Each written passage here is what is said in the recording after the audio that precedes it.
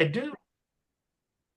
All right. Well, thank you, Maria, for joining us today and for a lot of your crew being here too. I'm excited. One of our visions for across California is to really multiply the number of co-ops. And so the work that you're doing just was inspiring to me. And I'm grateful that you are here to educate us more about it. Well, I'm happy to be here, and I'm ready to share. So, hi everybody. My name is Maria Cardenas, pronouns ella, she, her, and I'm the executive director of Ventures. And we're located in the North Central Coast, so Santa Cruz, Monterey, San Benito area. And I'm going to start sharing my presentation. I'm going to keep it to 10 minutes, I promise, and then we'll just open it up for conversation and go from there. Um, I would love to know all of you, but in the interest of time, if you do want to introduce yourself in the chat, that'll help me later to know who was in the room. I know David's very generous in sharing that, but I know my own abilities and capacity. It'd be great to have it on hand. But for now, I thought it might be helpful to maybe start with who we are at Ventures, because that will explain why we're looking at cooperatives and how we look at the well-being economy idea. Adventures, we start with a simple premise that the systems that we have, including the economy, are not designed for people and planet. And so, therefore, they are creating the issues that we see by design. And so, we focus our energy in what we call building the new. We are the path, the door path to the future economy that is ours and that benefits us. So we really create models and designs that can be scaled and it can be part of that future that we imagine. Our mission and vision is that we're working towards a shared and prosperous economic future where zip code, race, gender, or immigration status do not dictate income and wealth. And this is actually very intentional or and because if we are creating a new system, if we are creating a different future, we have to recognize the mistakes of the systems we're in and not replicate them. And that takes intentionality and intentional approach, especially around racial equity and gender equity. So we focus on building knowledge, making sure that it includes economic and political power, and centering mutual prosperity. And this is important because when we're looking at how do we generate labor or how do we as a society create wealth or income in ways that replicate mutual prosperity, cooperatives kept coming up at the top as a structure that can help us achieve that. But we weren't sure exactly what that structure kind of needed to look like. And what we do at Ventures is we recognize that we're a partner in the solution making because the community has a lot of knowledge that we need to tap into. So we spend a lot of time talking and listening to community to kind of co-create an idea and then design and test and repeat and launch. And I love this slide because it makes it look so linear and clean. But if any of you have ever done community work, it's more like a yarn ball twisted up and down. So it goes from listening to idea back to listening to the sign, then back to listening, and it just goes back and forth. So that's the process we do to come up with what we're doing. But it always starts with community conversations because it starts with the heart of what we're trying to do. And so that solution centered on people and planet, that's really, really important to us. So we do have a program called Familias con Más that does financial capability. That's the knowledge component. People need to know what they don't know. You can't address system change if you don't know what the system is. So that's that. We launched a DocuFund Monterey Bay, which led to the creation of a guaranteed income pilot for rural communities and immigrant communities in the Central Coast. And it changed the safety net systems. It influenced the state level, but at the regional level, it moved away from really paternalistic ways of providing relief, like paying rent or paying phone bills, to just cash, letting people decide to know how they needed it and trusting people to do it well. So we shifted that viewpoint at the regional level, and then we were able to impact the state policies around emergency relief to lean towards cash assistance. And then we started a guaranteed income to kind of add to the literature around that.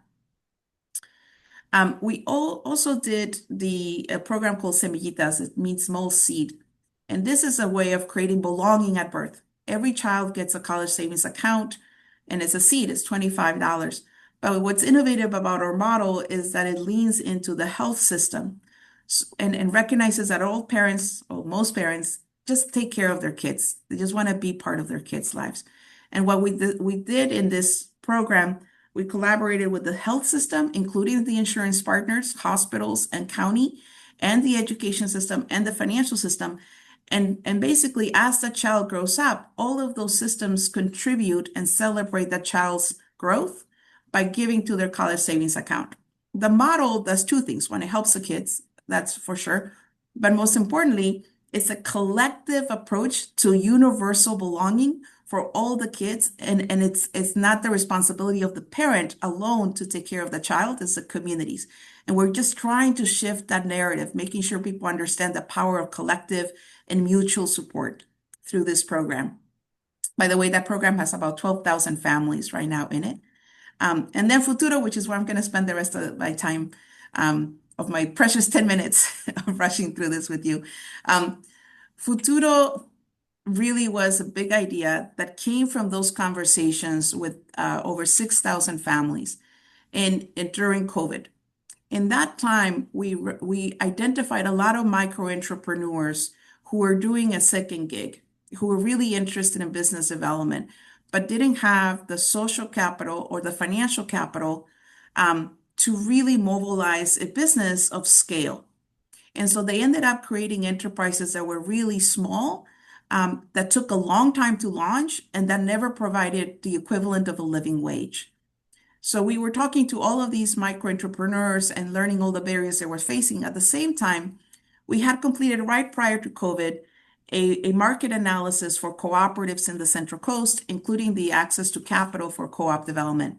And what we found was that there's just not enough business technical assistance, period, that is culturally and linguistically accessible for entrepreneurs who don't speak English or didn't have a high education level, formal education.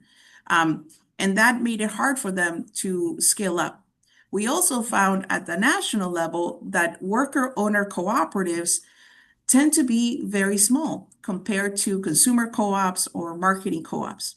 And so the average income for a worker owner cooperative is not enough for a living wage equivalent in California Central Coast, where right now the cost of living, a family of four would need to be earning about 140 to 180,000 to just make it, right? So if an enterprise is not giving that kind of revenue to the worker owner, it's just not going to make it. So we had all these questions about, we have all these entrepreneurs, how do we help them? And so Futuro is really three pieces of a puzzle. And I know I'm going to go fast, but we're going to have 45 minutes to joyfully explore at depth, okay? We recognize that there's three things we need to do. One is the actual structure. Futuro itself is it's an LLC worker-owned cooperative, okay? It serves as a co-op of co-ops. I know there's secondary co-ops out there. This is not that unique. The difference is that Futuro's main purpose is to provide all the back office support for its co-op members. And Futuro serves as a brand, almost like a holding company like GE, who also does all the procurement and sales for its co-op members. And this is a big deal because the biggest challenge for micro entrepreneurs, especially in low-wage industries, is their lack of management and business know-how. So by allowing Futuro to take care of that, they can focus on the work they already know how to do. That's one piece of the puzzle. The other piece is people don't know cooperatives per se. People are not ready to be business owners. They don't have credit. They're not banking. Banks don't know how to lend to co-ops, right? And then you have consultants, accountants, bookkeepers who don't know how to help co-ops. And so we're spending a lot of time, on one hand, building up that financial capability and preparedness for entrepreneurship for individuals. And we were able to secure a $3.4 million grant from the state that helps with that, but also provided about 1.5 million into a revolving loan fund that will be accessible to cooperatives, not just Futuro cooperatives, general cooperatives.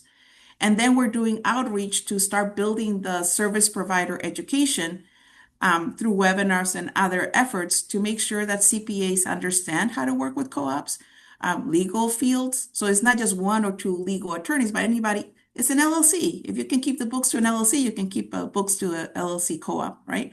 But it can be daunting if you never work with them. So we're working on that end. And the last piece is that we also need to educate the community. I think people live and understand mutuality and well-being economy concepts, but they never had practice in voicing it at the community level. So we need to be working with community and making sure they understand what we're trying to do. That includes cooperative education, making sure that we're doing house parties and kind of building the knowledge across the board. These are the three pieces of Futuro. Because sometimes we say Futuro and people imagine, oh, it's just the LLC. It's much more complicated than that because the community needs all of this for that co-op of co-ops to actually succeed. In its design phase, it took 3 years of conversations with community. And I know I'm at minute 9, so I'll rush this one, but it took 3 years in conversation with community to figure out how we would structure Futuro, the operating agreement templates, the member agreement templates. All of that was co-designed in community.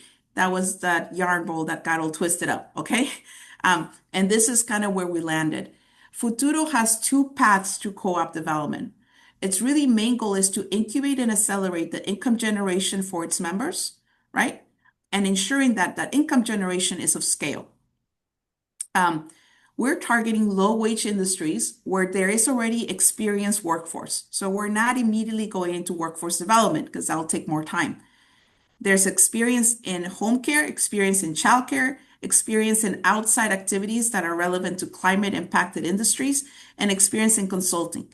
So for these industries, we're starting slowly to build, and also food and ag, I should say, it's not in there, but it's food and ag is another one. We're starting to build co-ops within the industry. We launched a promotora co-op, like a community outreach and education co-op. That was part of the pilot phase. We're launching a home care co-op. We're exploring a childcare co-op and then in a food hub co-op. These are industries that have experienced workforce already in place. We don't need to train them. What they need training on is the business management and operation, which will be handled throughout their journey as worker owners, while Futuro provides the professional management. We also facilitate and, if needed, help others who are ready to not be managed and come up with their own idea with co-ops. We can do that as well. But those were being just more patient because everything in time, we don't need to do everything at once. And this is our website, and I'm gonna stop the presentation there Wow. and open it up. There you Thank you, go. Maria. That was fabulous. First off, I need your graphic designer. They're amazing. I don't know if it's you or everyone else, but it's great. But just the way you lay it out and everything that you're doing is really impressive, and I'm grateful that you took some time to share it today. So I will open it up to the group for questions. Just going to ask that people try and keep their questions to a minute or so, and it's fine if you want to promote whatever you're doing as well. Just be great to actually finish up with a question for Maria so that we could learn more about what she's doing. And you can, like Jorge did, go ahead and raise your virtual hand or your actual hand, and I will go ahead and call on you. Jorge, please go ahead. Thank you, David. Thank you, Maria, for sharing this. I'm very enthusiastic with your ideas, at least the one you put together. Can you clarify a couple things for me? One is you mentioned there are rural immigrants. Um, are you working with the immigrants that are entrepreneurs? They're working in the in the farms, or you're just receiving new immigrants that it could be entrepreneur. They might have been entrepreneurs in their place of origin. Could you clarify that? One thing, and then are you using a model similar to the one that Muhammad Yunus used to get the Nobel Prize in terms of micro lending and how create communities around it? you want me to answer now or go Yeah, around, please. David? No, go ahead. Okay. So this is the immigrant question is actually really relevant to the geography we're working in. The Monterey Bay region has the highest density of undocumented immigrants in the state of California. Period. It has to do with the dependence on agriculture and hospitality of the region. When we look at income and wealth gaps in the region, those with the highest income and wealth gap are rural workers, many of them immigrants, whether they're undocumented or documented. The documentation status doesn't matter.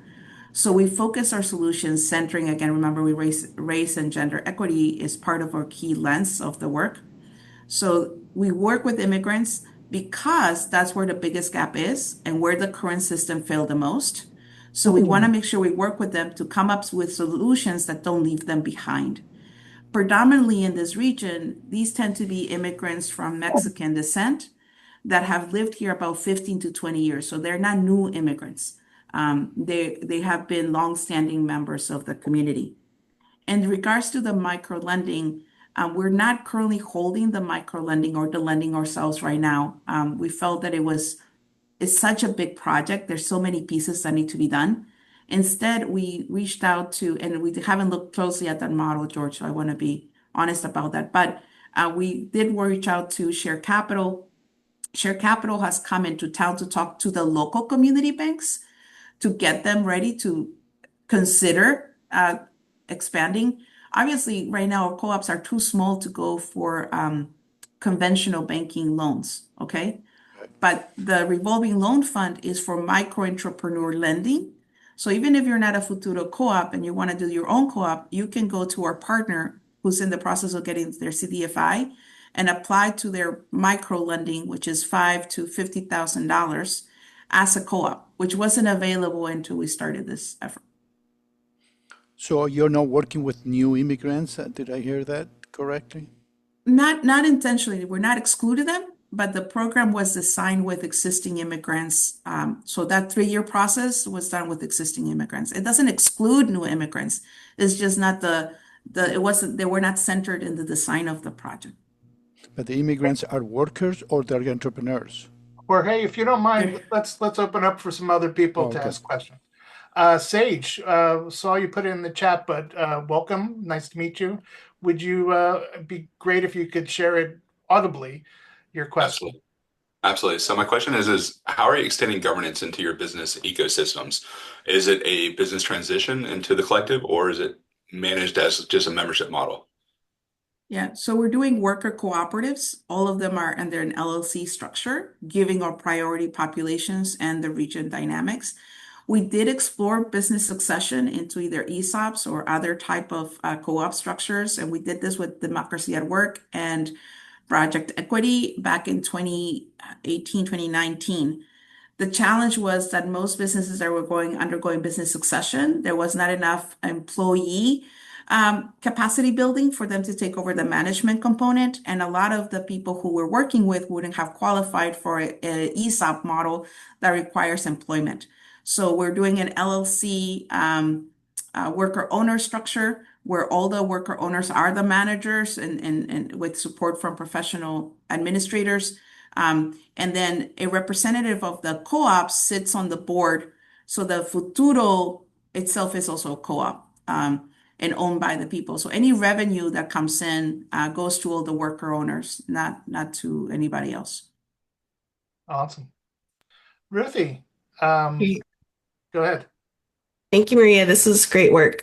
I have a question about the industries you identified, home care and childcare. And I wondered, I know you said you did that with community input, but what was that kind of process of decision making for identifying those industries to start with? It was a hard one, really.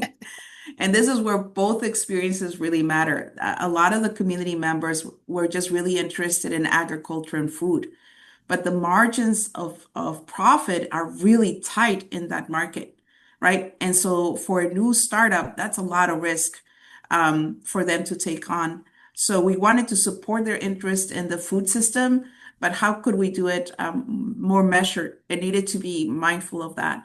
And then we started just going through everything. The Promotora, the Education and Outreach Co-op came up because we were in the middle of COVID. So a lot of the potential worker owners had already received workforce development training on outreach and education from the health departments. So they already knew how to do that. We also saw that the demand for those services was increasing, unfortunately, because of climate-related emergencies. We had COVID, then we had fires, then we had floodings. So there was an opportunity to continue to do those skills. And from a budget perspective, from a market perspective, larger institutions like hospitals and others who were doing community health workers, they had a gap in workforce for them. So there was a market analysis, and we're like, okay, this is an easy entry field, very low barrier, existing workforce. That was the easy one.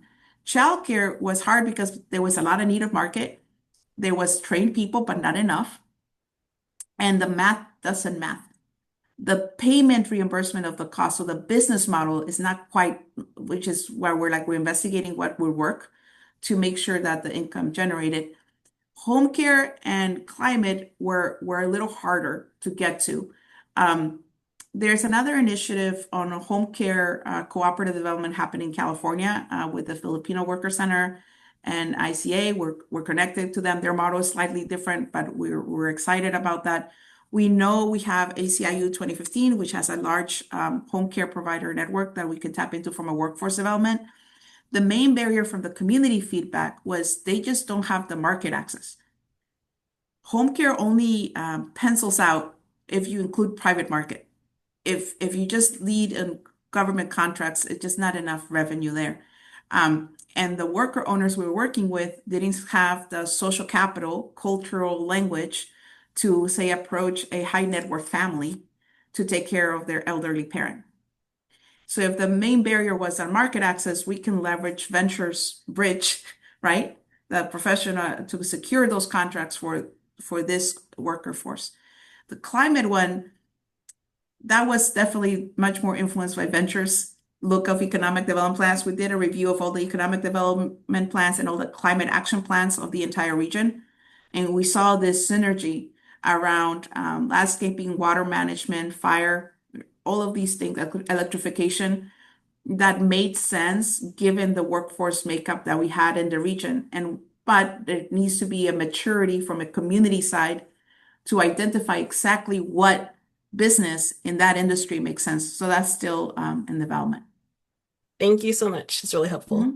Yeah, I really appreciate, Maria, how deep and specific you get and how you're very forthcoming with the challenges.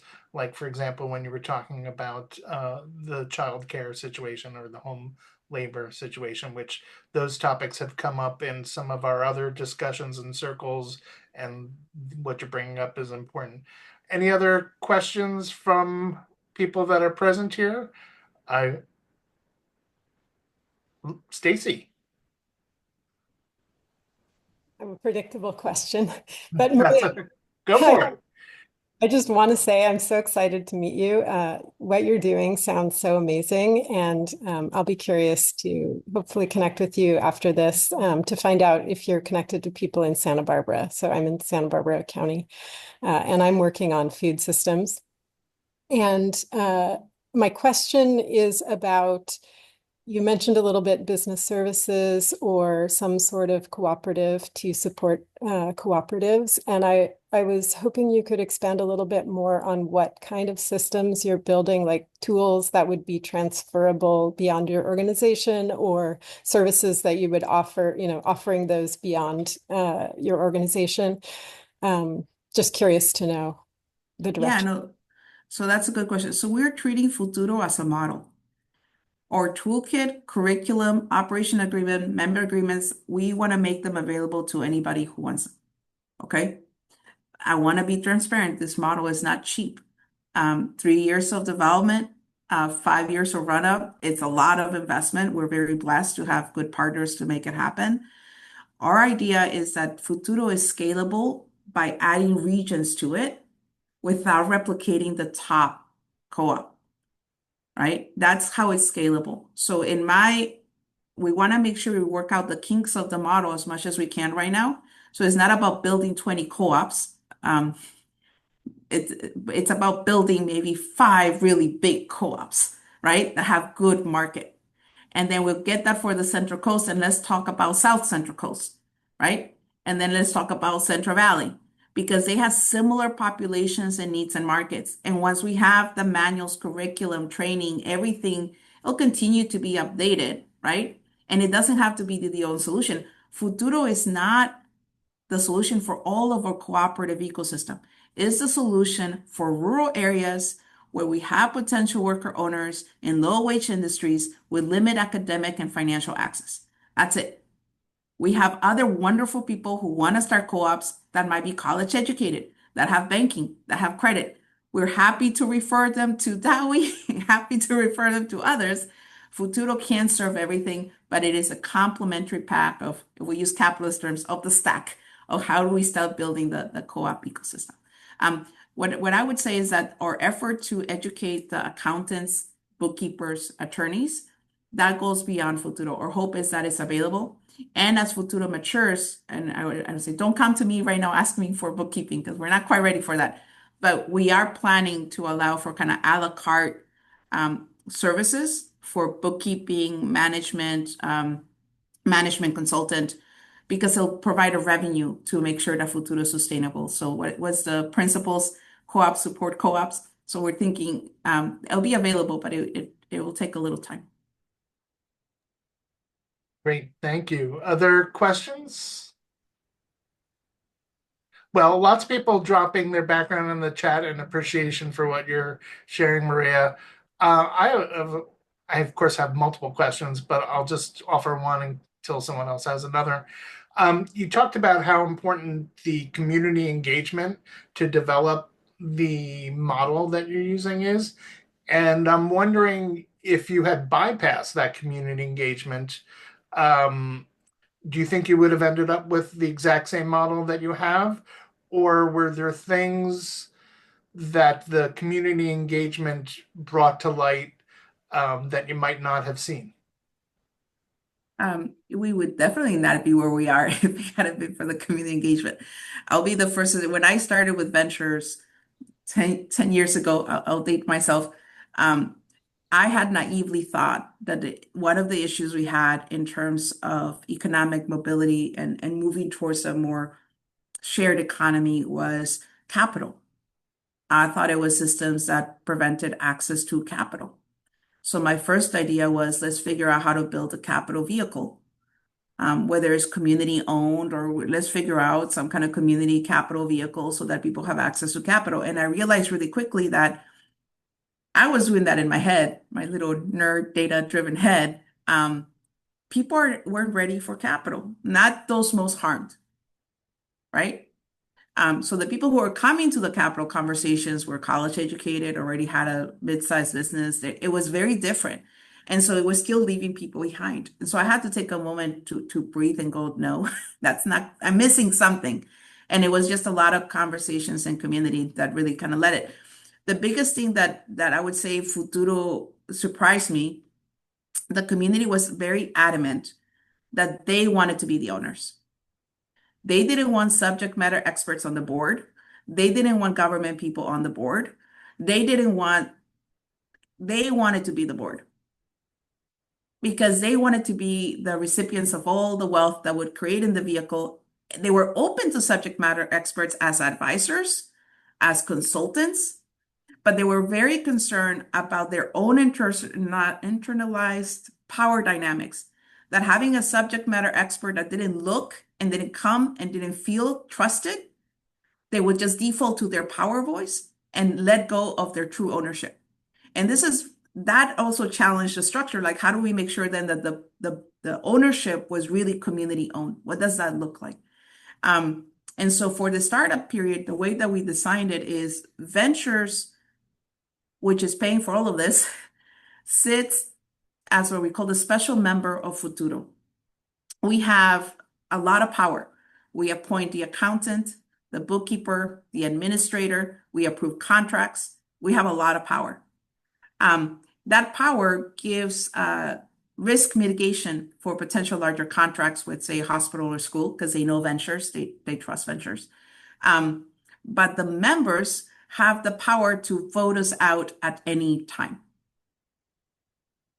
Okay, so we don't have a fixed time period where we have to be there. That means that we have to do a good job as a special member for them to want to keep us beyond the money, right? But they can kick us at any time. There's no artificial timeline, there's no artificial milestone, and we can leave at any time. And so it has to be a mutually beneficial relationship. The Futuro LLC then serves as a special member of its members. There's no other large MOU, right? But the same idea. Futuro will provide all these services, but you can kick them out anytime. Because this needs to be, and this was really important to the community members. They wanted autonomy, but relationship and full say and benefit of what they created. Futuro is not to be a nonprofit, it's a standing LLC vehicle.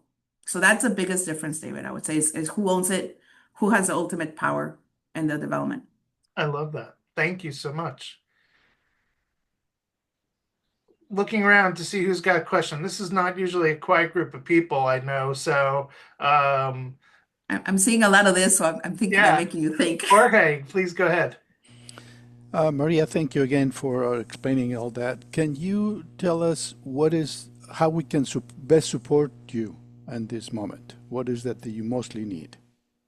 Well, mostly, if you can share this story, for Futuro to be a model, it needs to be shared as a model. It cannot be seen as a thing that just happened to happen in the North Central Coast, right? If you find opportunities where we can share either my presentation or we can share the materials, help us get the word out there. I'm a full belief that we must all leverage each other's work. So if you have learnings on worker-owned co-ops, or if you had learnings on procurement with large institutions, or if you have procurement opportunities for an outreach co-op, they need the business right now because that's what we're trying to generate, is we're just trying to generate business for them. So that'd be my ask, Jorge. Thank you. Thanks. Anyone else?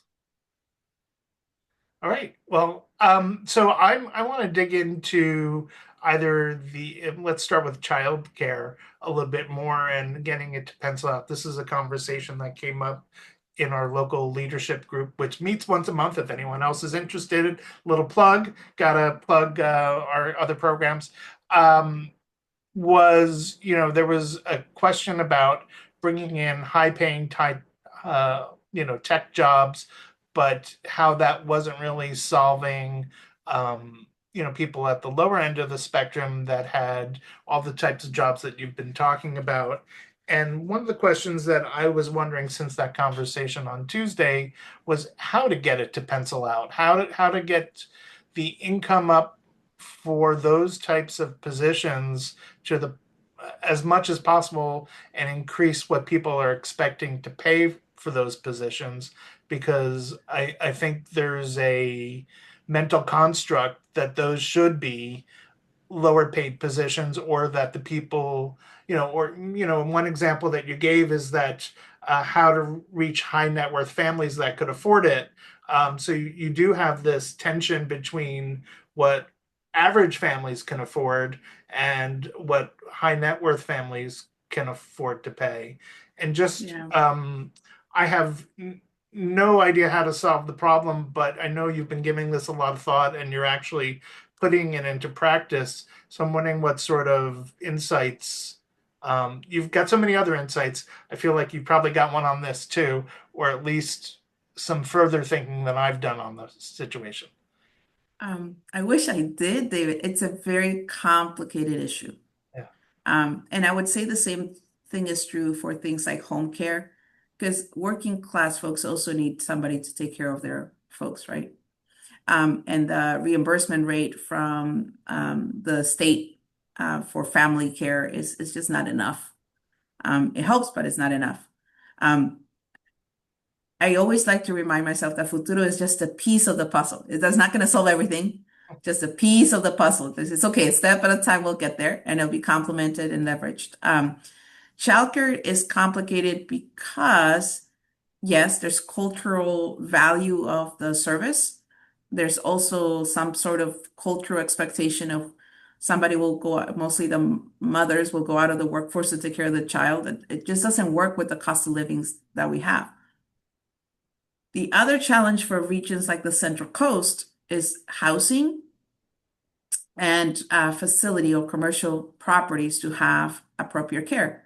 We have not enough housing. And most of, because of zoning and building codes, the childcare around home childcare centers, the space to hold those is limited. And if you're working, if you're low income, so you're a farm worker and you want to do childcare, but your landlord doesn't let you do a business in the place that you're renting, you can't do it. So that's one of the barriers, is just where exactly is it going to be held? And do we have enough flexibility, say with so we talked to models that use like affordable housing complexes for their childcare, but some of them have rules where the person providing that childcare can earn more than the income limit of the housing complex. So it gets complicated. Because of it, it's a rat's nest. I don't have an exact answer. Yeah. We've been looking at models that incorporate employers. And not in necessary, and there's some models that have employee ownership. And by employer, I mean like the company ownership of the childcare space. I'm not an advocate for that because it gives a lot of power to your employer. Some even employer housing, same thing. I feel very conflicted about that. I do think that there's policy work that we can do outside of co-op development that would support childcare, whether it's universal childcare, increasing the stipends, increasing pay for those state-funded seats. And then facilitating the workforce development beyond friends and family of care so that we can have better care, population able to work in this way. So I think those are two. I think large companies should and could, with their very extractive capitalist hat on, consider subsidizing development of childcare seats. Not owning the center or vehicle, but pay back to make it feasible for employees to take care of their kids. And that way, it opens it up for those around them to also provide it. I'm not sure if it's home childcare centers or childcare locations or childcare centers. I think it's a combination of both. It'll take an innovative approach and maybe trying to find a solution that works for a certain city, region, population, industry, and see how that pans out and then test otherwise. I think at the state level in California, we have had a governor who was very supportive of early childhood in many ways. And if under that governor, we haven't been able to figure out childcare, and the new governor doesn't have those priorities, it's going to get harder.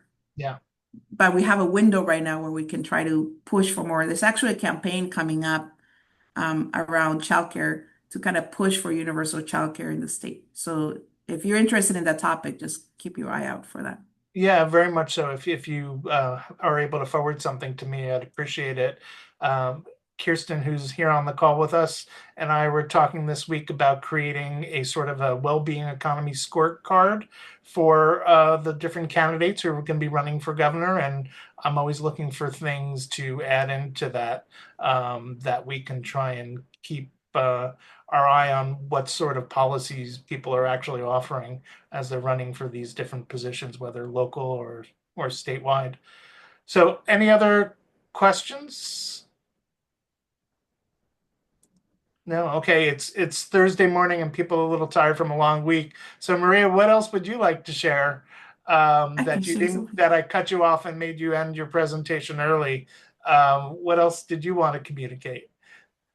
Well, first, I'm going to put my email in the chat if people want to connect, with a huge caveat that I'm very bad at email. So if you do email me and I don't reply right away, just give me grace and bug me again. I will not be mad if you pin it to be bumped up. I appreciate that. Some of you have experienced personally my slight delay on responses, and slight is a very generous term I'm using. So just want to be honest about that. We will be doing a co-op day. We did a co-op day last year to start to part of that community education, familiarizing If you know any provider who's doing co-op work, we'd love to create conversation. I know some of you mentioned around a network for Santa Barbara, maybe. As we are exploring a food hub for specifically targeting institutional sales. So we're looking at a food hub for institutional sales. And we're interested in, and maybe it doesn't have, like I don't like meeting for the sake of meeting, and I don't like creating coalitions just to create a coalition. But I think we do have a lot of opportunity to come together for those that are interested in the food hub or like the co-op community, even just in the Central Coast, to just come together and chat and figure out where we're at. It doesn't have to be every month. Doesn't have to, but I do think that is a possibility there, and we're interested in supporting the creation of that table. If that table exists and we missed it, let us know. We want to be invited. If it doesn't exist, we want to volunteer to help convene it, but not necessarily hold it, because it's really up to the community and the community, but we can use our C3 where we can. The other thing I would say now, since I can keep talking, I warned David, I'm like, I talk, so if you gotta Don't shut me worry, I'm down. good at interrupting too. So you All can right, talk around a better perfect. interrupter. So Thanks. Right now it's a very difficult time, right? And in the terms of cooperatives, cooperatives have a varied history, right? We have large cooperatives like the energy co-ops out in the Dakotas, right? And we have credit unions who are technically cooperatives. And then you have marketing co-ops like Organic Valley or even consumer co-ops like REI. These are really large co-ops. But I wonder sometimes as the term cooperative and as more people are using the term, how do we ensure that we do not lose, to me, the essence of what the well-being economy is trying to do, which is really the recognition that it's not just another business vehicle. It is not just another business vehicle to provide access to or distribution of capital. In core to me, a cooperative is a reflection of recognition of our dependence to each other, of the well-being of our community and planet, and making sure that as we develop these vehicles, we don't lose sight of that. As much as I talk about living wages and as much as I talk about the market analysis we did, you have to, because we're still in the capitalist world that we're in, and it's part of breaking even. It shouldn't be at the cost of losing our humanity connection and building the bonds that will lead us to the economy we deserve and require. And I think that there will be challenges in the current view of discussion from business succession to others, where if we need to be intentional as we promote the development of the co-op ecosystem, to not have it diverge into just creating more business and more contracts. And I think that that's a conscious effort that's actually really, really hard. And I just wanted to say that I'll leave that be my mic drop, David. Yeah. it was well said too. You're very good at articulating concepts. Thank you. Any more questions for Maria? Myself, David. Joe, please. Yeah, go ahead. Hey, thank you. Good to see you. Thank you, David, and thank you everyone for sharing space and solidarity, especially to Maria with the presentation and the valuable resources. I'm out here in the Central Valley, Yokutslan. It's so the Fresno area, in other counties, but working with there's a big need. I was going to ask if you had any kind of conferences going on where people could attend and also accessible for people to attend. I know that the CCCD has their annual conference in this mid-May, but for many of the families here in the Central Valley cannot attend. Are there any events that you host where families can learn about these processes and systems that you offer? Yeah, so Sav, who's here, they are our co-op development manager, and they do a virtual like co-op 101. So that anybody can join in is in Spanish usually. but we can have interpretation or schedule like a different language one. If there's a need, let us know. We can try to figure out. Happy to take this show on the road. Okay, you tell me we'll show up, we'll show up. I know I've done presentations with the partners of the California Jobs First initiative up in, I think it was Fresno, where I went ahead and did a presentation for them because all of these regions are talking about economic development and economic recovery models for the state, right? So again, if we treat it as a model, we helped inform them so they can start including co-ops into their stack of economic development. What I would say, Chusho, is that there's a difference between educating the ecosystem holders, right? And working with community to build their knowledge and power. The facilitation matters, the information share is different. So if you're talking about getting to the families for potential worker owners, kind of like that community piece that I mentioned, happy to share what we got. We worked really hard to make sure that, hold on, let me maybe organize my thoughts. So there is a lot of cooperative development resources out there. There really is. Most of them are at the college level, 17th grade or higher. Let that sit in. So who benefits from all that knowledge? And from a business standpoint, most contracts, including operating agreements and member agreements, just by legal need, are 17th or 18th grade level. So if you're a micro entrepreneur who doesn't understand what you're signing, how can that be just? So we took a lot of time to figure out how we can bring our operating agreement down, and we just couldn't. So what we ended up doing is we have the legal document, and we work with SELC, Sustainable Economies Law Center, for our legal documents. And they're a great partner, values align. They understood what we're trying to do. So we have the legal document. Then we have the reader accessible document, which we were able to bring down to the 8th grade level. Still not quite. The average reading level in some rural communities is 3rd grade. So again, let that sink in and what that means when you're trying to run a business. It doesn't make you less smart or less capable. It's just that your literacy level is low, right? And we have to figure out how to navigate that. So we have the materials at 8th grade level. The curriculum, the PowerPoints, we were able to bring those down to 6th grade level.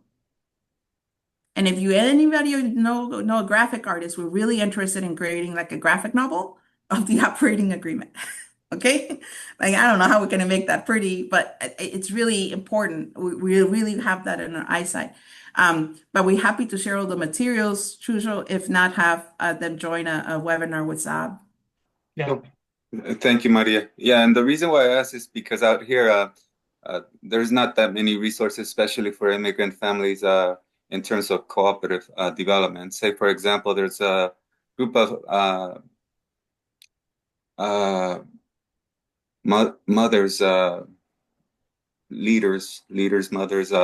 in this rural community of Tres Piedras in Cantua, and they wanted to take ownership of a county building that's abandoned that used to be an old fire station, and they wanted to convert that into a daycare center where they would operate under a cooperative, and they would also rent a space on the weekends for events, and so that they would be self-sustainable in that case. And they also wanted to operate a small community garden in terms of food, so it has different purposes.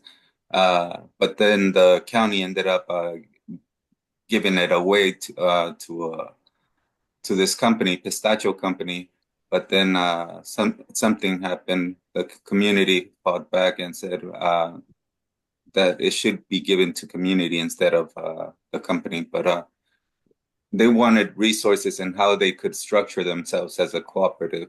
And in Spanish, their first language and the language that they work in together as a group is Spanish, not English. And so that makes it even more complicated for them. Yeah. And there's other examples with here in the Fresno area, people wanting to co-op as house cleaning folks. And I know that CCD has a great structure up in YOLO. But again, the access to outreach and stuff is limited for these families, especially as there are no resources. Yeah, I think happy to share what we got. Happy to talk offline and figure it out. And the reason we developed Futuro was precisely for those families, because as long as it's a big company that can do all those business stuff, they can learn on the job, but at minimum, they're still earning income, Yeah. right? Yeah. I just Thank want you. to also add, Maria, that I love the idea of the food roundtable of different organizations doing that. We might already have two other people on this call or three who might be a good fit for that.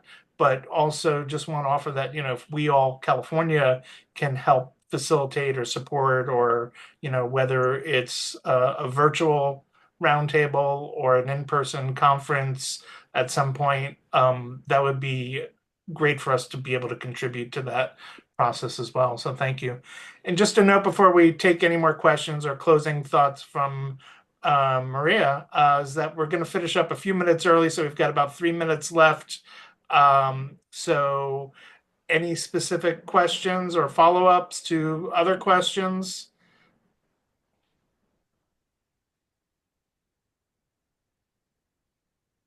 Sage? I don't mean to take up space, but Sage, sorry. Go Sage, ahead, please. passing it back to you, Chucho. So, Real quick, understanding the political climate now towards immigrant families right now, families are more reluctant to come out of the informal economy and structuring themselves as an entity, whether it's a private ownership or cooperative, especially now that IRS has agreed to turn in the ITIN numbers of immigrant families. Is that impacting? Is that Yes, something? absolutely. Absolutely. Because the model was based on access to entrepreneurs, period. Um, but the model still works. Our job is to continue forward with those, and the community can make their own informed decisions. They're adults. They know what they need to do and figure it out. It might be, say, the partner who signs up as the worker owner instead of the other person, right? But we want to make sure that the Futuro moves forward, that we're developing. It is a legal structure for entrepreneurship development, that when the time comes, it will be ready for anybody. But right now, the current climate, it's hurting people even opening bank accounts, trying to establish credit, let alone filing taxes or starting their own business. yeah. Thank you. Thank you, Maria. Sage, do you have a quick question? Or okay, please. Yeah, really quick. Just outside of this political environment, what do you think is the biggest threat to just the cooperative movement as a whole?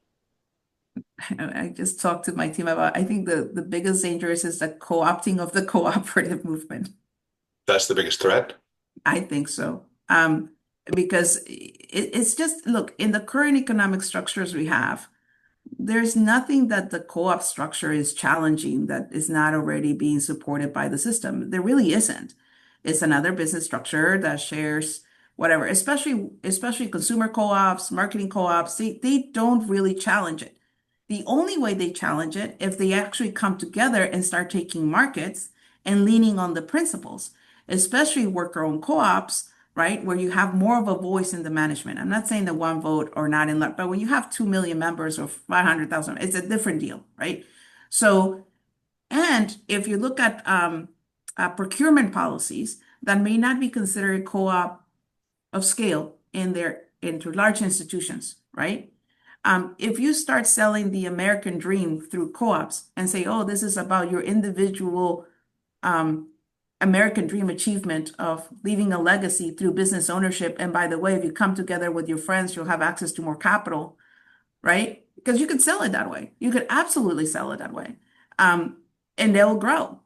But again, if I look at cooperative as a component of a shared economy and mutual prosperity, you have to enter the space with a very different mindset. You're entering the space of worker ownership or co-op ownership, not for the sake of becoming the next millionaire with your flight to Mars. You're coming into the space with the idea of well-being livelihood for you and your neighbors and your community. which means you scaling of the business is not about you scaling your assets, but it's scaling the communal assets of the well-being of community. And if we lose that, like I said before, if that is lost, to me, that's the danger. That's the real, I mean, are there political things that are barriers right now? Absolutely, right? They were going to start mandating the LLC owners, right, to try to combat money laundering, but that actually has a negative impact to some certain owners and LLC structures. And then all those things. But I think at core, we are in a moment in time what is not so much the system structure that's the danger, is the value structure, the moral guide of why we're doing the work. And I think that's the biggest danger. Yeah. Maria, thank you so much. You're so good at explaining things, and your leadership on this whole program is really impressive.